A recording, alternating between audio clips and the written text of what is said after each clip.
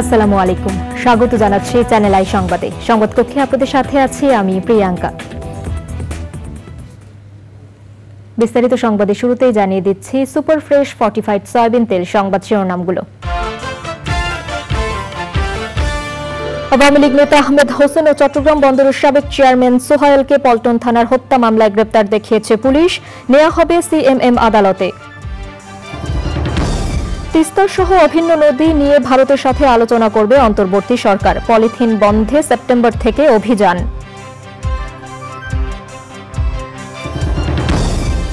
বাংলাদেশের অভ্যন্তরীণ বিষয়ে হস্তক্ষেপ করবে না চীন, বিএনপি নেতাদের সঙ্গে বৈঠকে অন্তর্বর্তী সরকারের প্রতি সমর্থন প্রকাশ। এবং বাংলাদেশ ক্রিকেট বোর্ড থেকে নাজমুল হাসান পাপনের পদত্যাগ, নতুন সভাপতি হলেন ফারুক আহমেদ।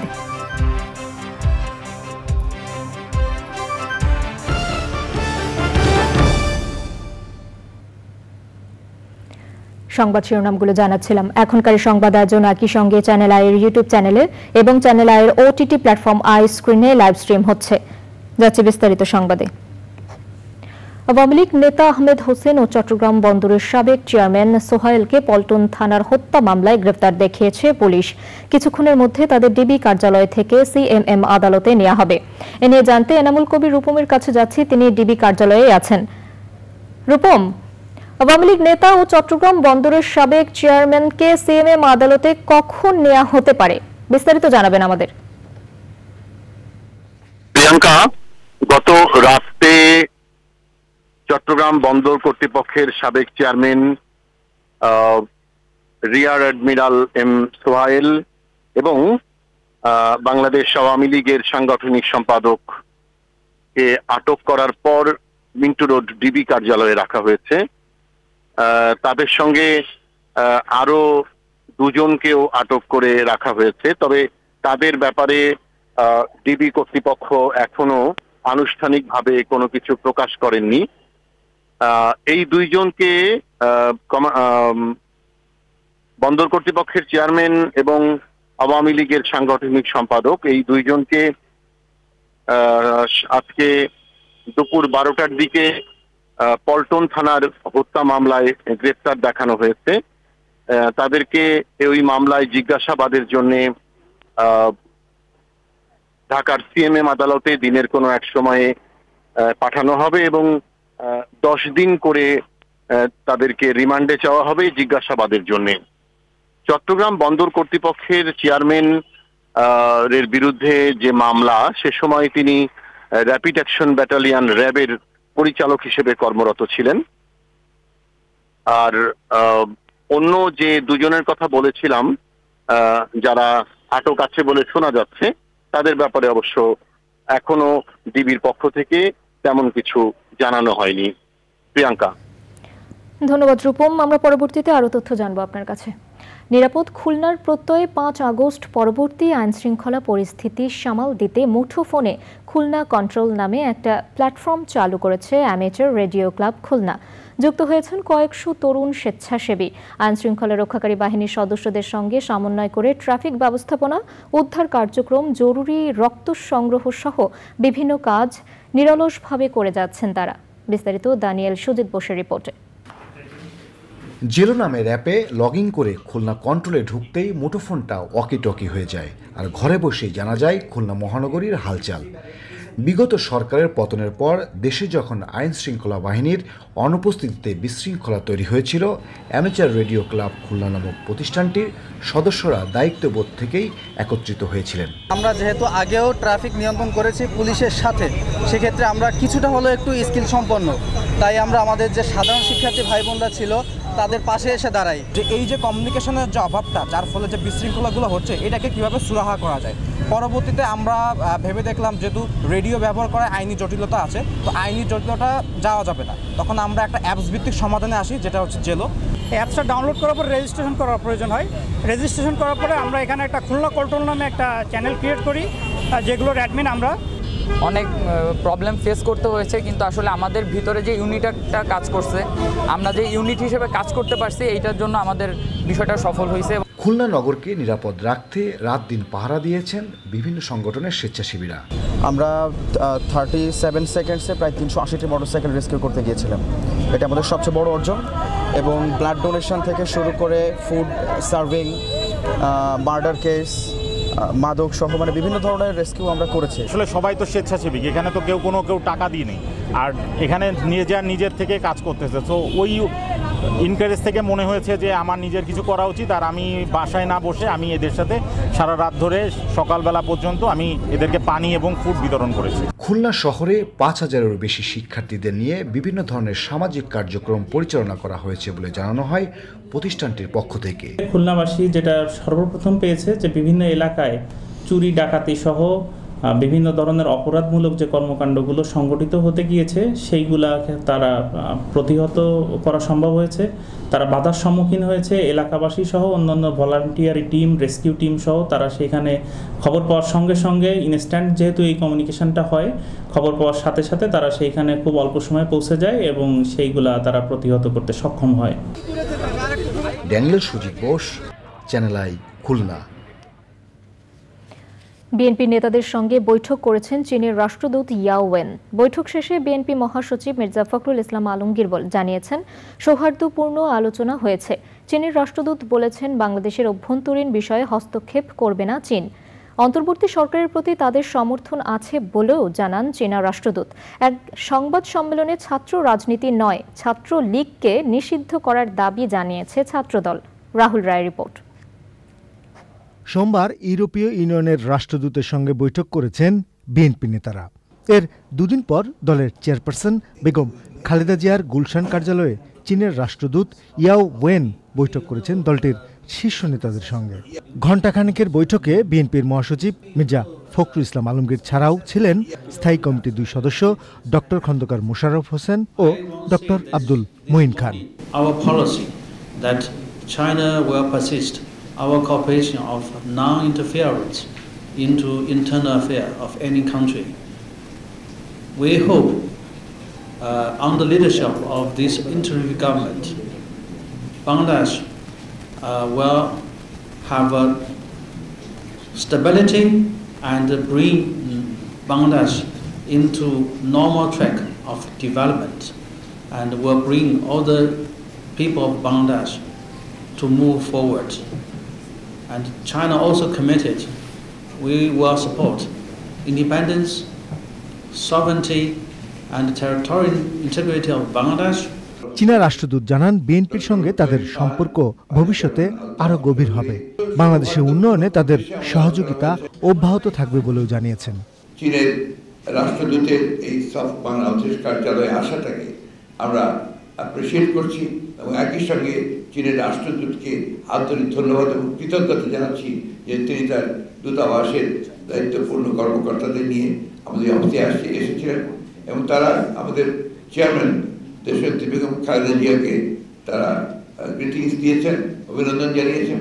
আমাদের ভারপ্রাপ্ত চেয়ারম্যান তারেক রহমানকেও তারা একই সঙ্গে গ্রিটিংস দিয়েছেন, এবং তারা মনে করেন যে বাংলাদেশের জাতীয়তাবাদী দলের সঙ্গে চীনের কমিউনিস্ট পার্টির সম্পর্ক দৃঢ় থেকে দৃঢ়তর হবে, এবং আমাদের বাংলাদেশে তাদের যে বিনিয়োগ জনগণের উন্নয়নের জন্য, দেশের উন্নয়নের জন্য, সেটা আরো বৃদ্ধি পাবে। রাজধানী নয়াপল্টনে দলীয় কার্যালয়ে সংবাদ সম্মেলনে ছাত্র রাজনীতি নয়, ছাত্রলীগকে নিষিদ্ধ করার দাবি জানিয়েছে ছাত্রদল। বৈষম্য বিরোধী আন্দোলনে নিহত হওয়া সংগঠনের 49 জনের তালিকা প্রকাশ করে ছাত্রদল। রাহুল রায়, চ্যানেল আই, ঢাকা। বাংলাদেশে ছাত্র জনতার অভ্যুত্থানের সময় ব্যাপক সহিংসতা, প্রাণহানি ও হতাহতের ঘটনায় জড়িতদের বিচার চায় জাতিসংঘ। সেই সাথে মানবিক ও রাজনৈতিক অধিকার লঙ্ঘনে জড়িতদেরও জবাবদিহিতার মুখোমুখি করার তাগিদ দিয়েছে তারা। জাতিসংঘের নিয়মিত ব্রিফিংয়ে মহাসচিবের মুখপাত্র স্টেফেন ডুজারিক বলেন, বাংলাদেশের অন্তর্বর্তীকালীন সরকারের প্রধান উপদেষ্টা ডক্টর মোহাম্মদ ইউনুসকে অভিনন্দন জানিয়ে চিঠি লিখেছেন মহাসচিব অ্যান্তনিও গুতেরেস। ওদিকে অন্তর্বর্তীকালীন সরকার প্রধান হিসেবে নোবেলজয়ী ডক্টর ইউনূসের দায়িত্ব গ্রহণ নিয়ে প্রতিক্রিয়ার মার্কিন প্রতিরক্ষা দপ্তর পেন্টাগন জানিয়েছে, বাংলাদেশের সাথে যুক্তরাষ্ট্রের প্রতিরক্ষা সম্পর্ক আগের মতোই রয়েছে। ব্রিফিংয়ে পেন্টাগনের মুখপাত্র মেজর জেনারেল প্যাট রাইডার বলেছেন, বাংলাদেশ সরকারের সাথে সম্পর্কিত যে কোনো বিষয়ে মানবাধিকার সুরক্ষা ও সহিংসতা এড়ানোর প্রত্যাশা করে যুক্তরাষ্ট্র।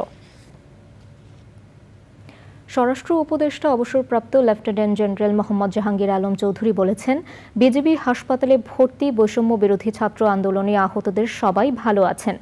তাদের বিশ্বমানের চিকিৎসা দেয়া হচ্ছে। আহতদের চিকিৎসায় সরকারের পাশাপাশি সবাইকে নিজ নিজ জায়গা থেকে পাশে থাকার আহ্বান জানিয়েছেন তিনি। সকালে রাজধানীর পিলখানায় বিজিবি হাসপাতালে চিকিৎসাধীন আহত বিজিবি সদস্য ও শিক্ষার্থীদের খোঁজ খবর নিয়ে সাংবাদিকদের সাথে কথা বলেন স্বরাষ্ট্র উপদেষ্টা। তিনি জানান, বৈষম্য বিরোধী ছাত্র আন্দোলনের সহিংসতায় বিজিবি হাসপাতালে ভর্তি আছেন ৪১ জন, এর মধ্যে ১৯ জন বিজিবি সদস্য, বাকি ২২ জন শিক্ষার্থী ও সাধারণ মানুষ।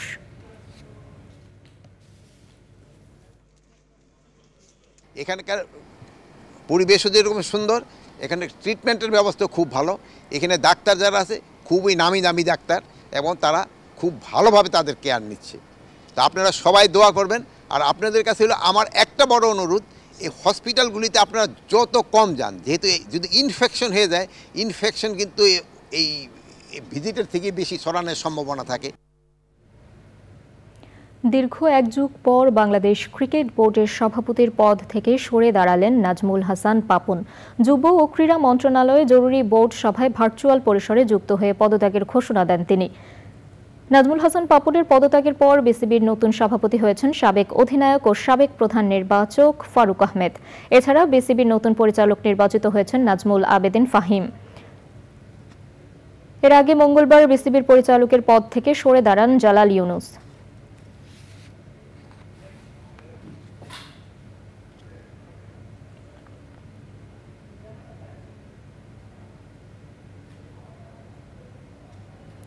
দর্শক, এবারে বিরতি এবং বিরতি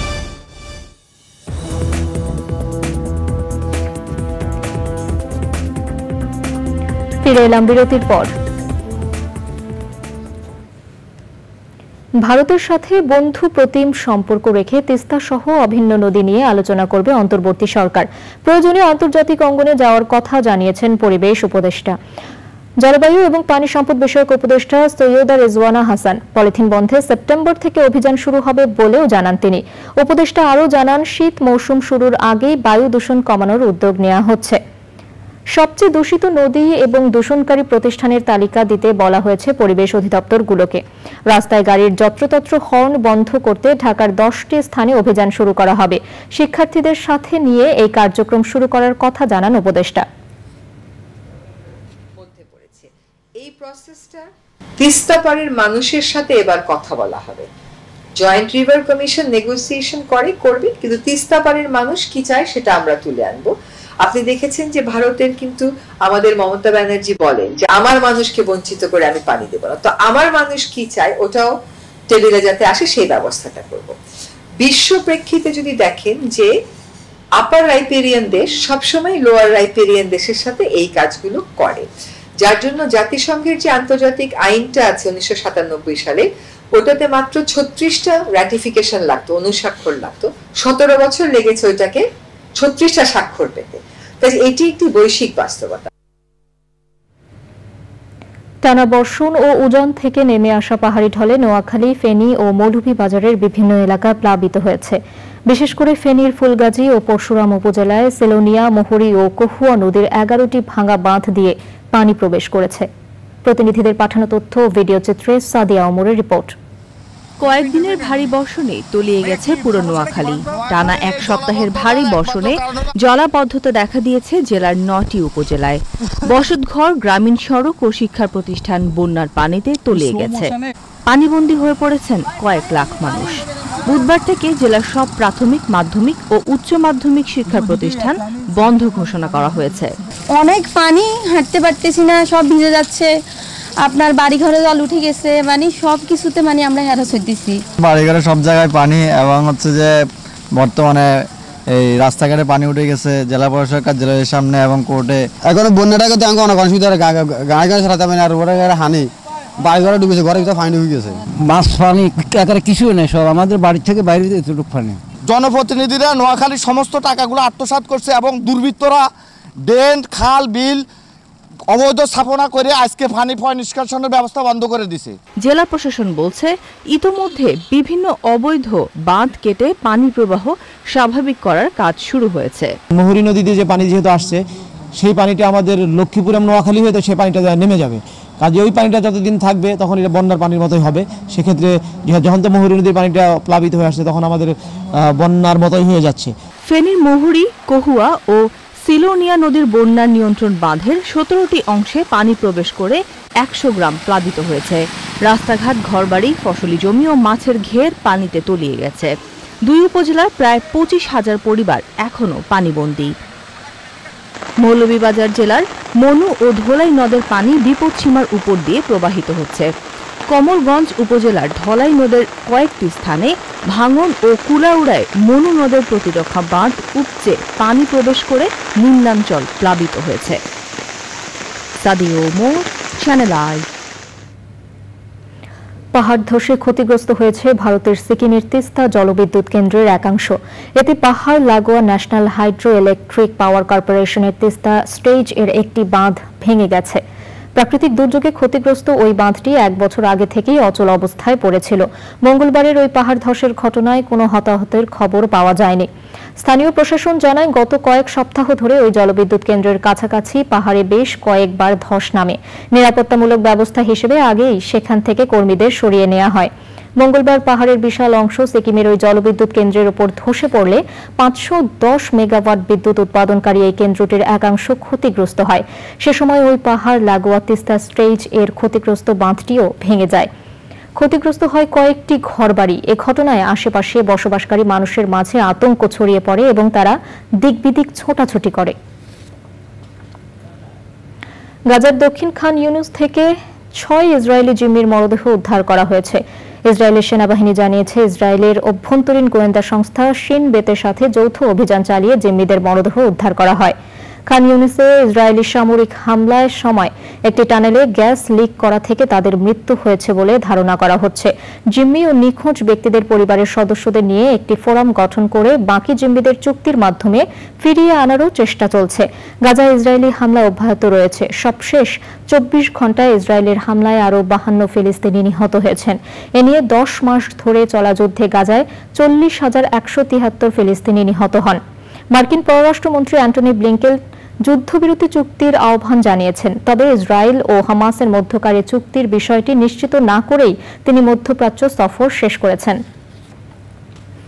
এবারে নিটোল টাটা কৃষি সংবাদ।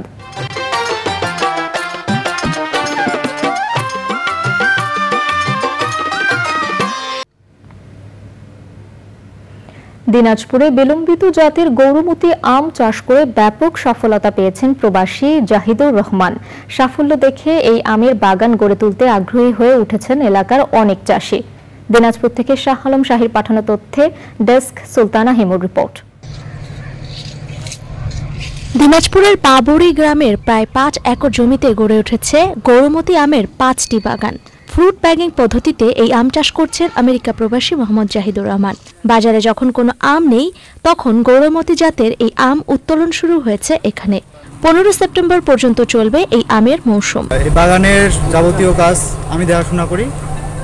গৌরমতি আম এই বাগানের পরিমাণ হচ্ছে প্রায় 5 একরের মতো। এখানে আমার প্রতিনিয়ত 5 থেকে 6 জন লোক কাজ করে। আমের ফলন ভালো, আর গত বছরের চেয়ে এবার আরও ভালো। মানুষ আগ্রহী আমের দেখে এবং আম অনেক বেশি। আমার বড়াপু প্রবাসী, তবে এই বাগান অনেক বড়, বাহির থেকে লোকজন আসে। আমি পড়াশোনা করি, আবার পড়াশোনার পাশাপাশি এই আমগুলো দেখি, মানে আমাকে এই প্রকৃতির দৃশ্যটা খুব ভালো লাগে। ভাইরাসমুক্ত, সুস্বাদু ও মৌসুমের সর্বশেষ জাতের কারণে লাভজনক হওয়ায় এলাকার অনেকেই এই আম বাগান গড়ে তুলতে আগ্রহী হয়ে উঠেছেন। বাগান দেখে খুব ভালো লাগলো। বাগানে প্রচুর আম আসছে এবং এইরূপ আম বাগান করার জন্য আমারও মনে খুব উৎসাহ সৃষ্টি হয়েছে এবং আমি এই বাগান করব। আমার বাগান দেখতে ভালো লাগে, এই বাগানটা এত সুন্দর করছে, আমারও ইচ্ছা এই বাগান একটা করার ইচ্ছা। এই আমটা চচা অনেক পাতলা এবং আঠি চিকন, আঁশ মুক্ত, আঁশ নেই এবং আমটা খুব লেটে হয়, খুব দেরিতে হয়। এই কারণে আমটার মোটামুটি বাজার মূল্য অনেক ভালো পাওয়া যায় এবং এই আমটা বিষমুক্ত এবং প্যাকেটিং করা খুব ভালো আম এটা। গৌরমতি এই আম মূলত ল্যাংড়া এবং আশিনা আমের সংমিশ্রণ। 2012 সালে চাঁপাইনবাবগঞ্জের শিবগঞ্জে এই জাতের উদ্ভব হয়। Sultana Himu, channel I. এবারে প্রকৃতি সংবাদ।